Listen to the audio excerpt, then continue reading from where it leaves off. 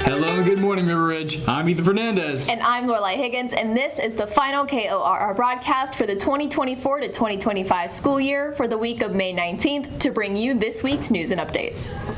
With the end of the school year steadily approaching, please ensure that student volunteer hours are due by this Friday, May 23rd. For any questions or extra details, please reach out to Ms. LaRue.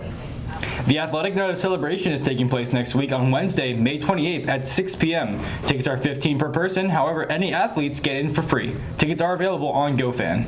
Attention juniors, crown decorating will be taking place on Wednesday, May 28th from 8:45 a.m. to 9:45 a.m. Students will go to the middle school cafeteria with their teacher to create their crown within this time frame. Have fun.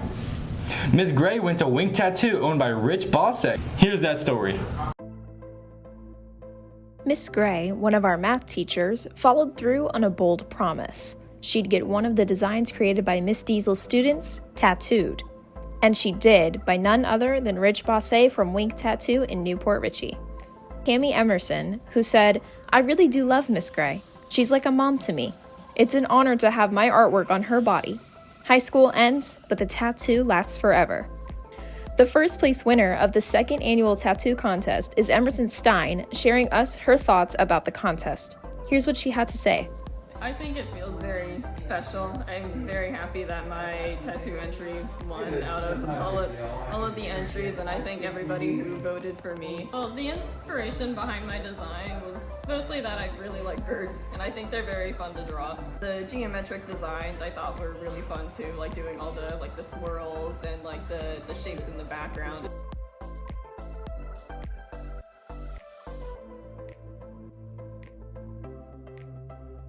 I have been planning on getting a math-related tattoo. I had wanted one because I've been teaching at River Ridge for 25 years. And then when Miss Diesel came up with this idea, this project, and I heard about it, I was like, oh my God, next year you're doing math and I'm getting one. So that's how. From paper to permanent, this contest proves that student creativity really leaves a mark. Recently, there have been some new changes to Courtyard 3. Shout out to the crew at Home Depot who helped add some new additions to the dirt beds, adding trees and flowers to spruce up the area. Mr. Carlson's yearbook staff published a highly successful yearbook, which was awarded a National Gallery of Excellence. Congratulations. A media production student, Logan Reynolds, had the pleasure of interviewing Mr. Carlson. Here's that story.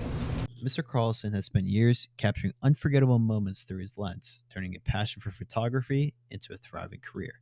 But before the big events and professional shoots, he was just someone with a camera and a dream. Today, we explore how it all started and the journey that led him to where he is today. I got my first camera when I moved to Europe. I was teaching and I had a chance to go to international school, and I got a job in Istanbul, Turkey, and I got a free camera with a printer I bought because of the different electrical system there. And I figured, I'm in Europe, I may as well take some pictures. And so I started with that, kind of got a little addicted to it. And when I moved to Egypt, I taught for 3 years in Cairo. And when I was there, I met an American trained photographer who was Egyptian, who had a camera store. And he saw that I had a good eye. He helped me get some new equipment, a little bit better than what I had, and then kind of helped me learn a little bit more about photography. And then I moved to Tanzania and taught at the international school there for several years. And when I was there, I kind of got into landscape and wildlife photography. And then when I had to move to Florida, there's only so many birds and alligators and swamps you can take pictures of for wildlife and landscape. So I got into sports. One of the benefits is being familiar with the sport and kind of immersing myself in it. Things like getting at a low angle, getting right in there with a team, and just kind of like getting into the game as opposed to being afraid to be on the sidelines. I think that goes a long way in capturing intensity. In the aftermath of Hurricane Milton, Mr. Carlson captured powerful images that told the story of destruction and resilience.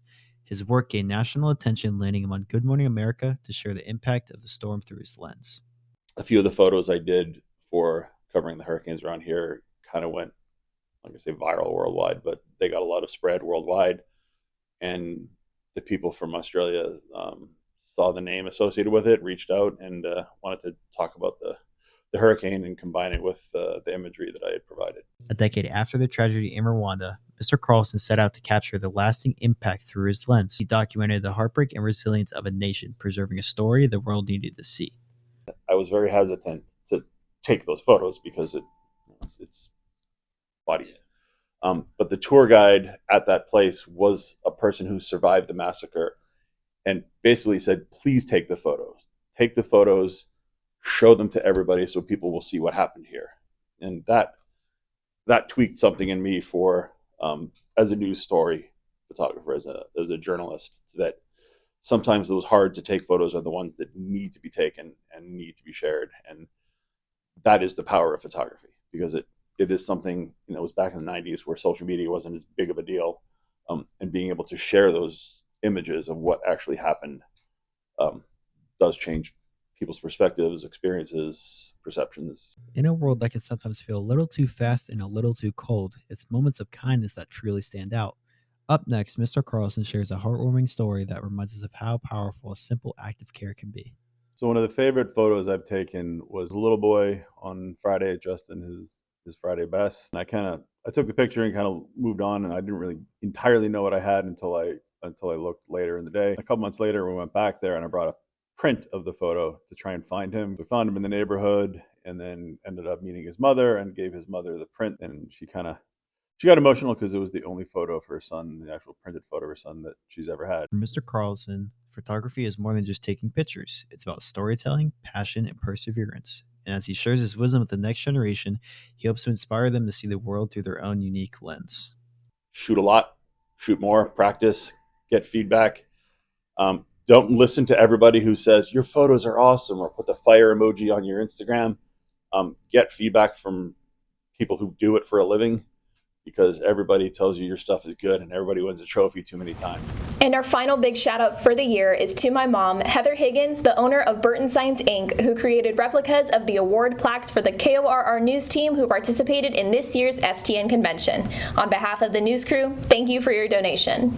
Thanks for tuning in to this week's upcoming events. And now on to Jamila and Carter with our sports news. Hi guys, I'm Jamila. And I'm Carter with this week's sports news. Starting off with the congratulations to Reese Rizzo for his state silver medal in high jump. On Saturday, May 31st, 5A High School and PT Solutions are hosting free sport physicals in the 5A High School cafeteria from 9 to 12 p.m. The River Ridge Tiny Knights Cheer Camp is officially open for registration. The event will be from June 24th to 26th for grades VPK through 8th. Basketball camp registration for boys and girls grades K through 8th is also open and will be held here at River Ridge from June 16th to 19th. That's all for this week in sports. Now on to Nick with this week's weather. Hey y'all, I'm Nick with your weekly forecast and updates on the weather. This week's weather looks mostly warm with plenty of sun. Expect highs in the upper 80s to mid 90s. There's a slight chance of rain midweek and maybe thunderstorm by Friday. Overall, it's hot and mostly dry this week, so make sure to stay hydrated. That's all I have for this year's weather. Make sure to stay safe, stay cool, and have a great summer. My name is Mr. Peabody, and welcome back to Pop Culture. Bob Odenkirk returns in Nobody 2, and it looks like the sequel is doubling down on the gritty action that made the first film a cult favorite. The trailer teases more close-quarters fights, a darker storyline, and some familiar faces from the original. It's clear the franchise wants to carve out space next to John Wick, but with its own stripped-down style. Disney's Lilo & Stitch live-action remake just dropped, and early reactions are divided. Some are praising the emotional moments and performances, especially from the young lead, but the CGI design of Stitch is catching mostly backlash online. Visually, it's a departure, and not everyone's on board, but the heart of the story mostly holds up. The Amazing World of Gumball is officially getting a reboot. Cartoon Network is bringing back the series with updated animation and a slightly more serialized feel. Early footage shows the same surreal humor and fast pacing that defined the original, but with some subtle shifts aimed at newer audiences. Longtime fans seem cautiously optimistic. That's all for Pop Culture. See you guys next year. Be sure to click on the QR code to follow us on Instagram at KORR News for all things River Ridge with behind-the-scenes footage, breaking news, and student highlights. If you missed any of our information or QR codes, take a look at the description below. I'm Lorelai Higgins. I'm Miller Thompson. I'm Aubrey Vu. I'm Carter Barrow. I'm Ty Denninger. I'm Jamila Algieri. I'm Ethan Fernandez. I'm Nicholas Webster. And I'm Riley Thompson, signing out for KORR News.